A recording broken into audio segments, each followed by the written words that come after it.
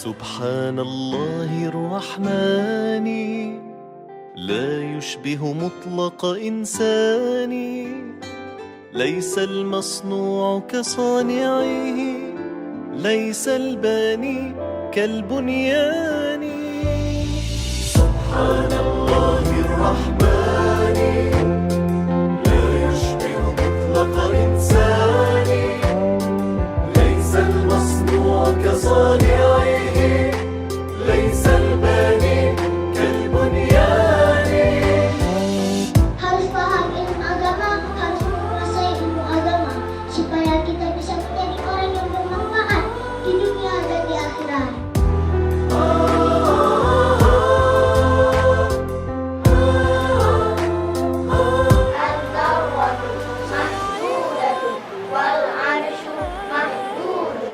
لو كان هناك شبيهان والأول يلحقه موت، فالموت يجوز على الثاني.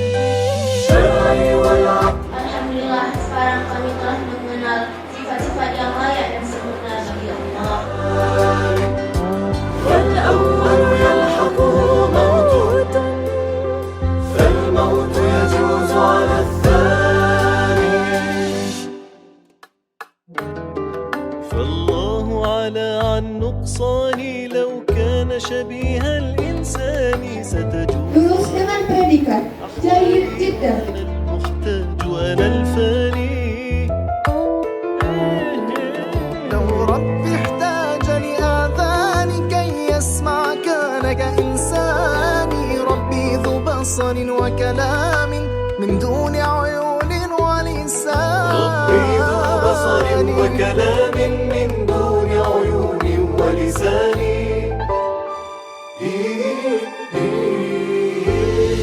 سبحان الله الرحمن لا يشبه مطلق إنسان، ليس المصنوع كصانعه، ليس الباني كالبنيان. سبحان الله الرحمن لا يشبه مطلق إنسان، ليس المصنوع كصانعه، ليس الباني كالبنيان. سبحان الله الرحمن لا يشبه مطلق إنسان، ليس المصنوع كصانعه، ليس الباني كالبنيان.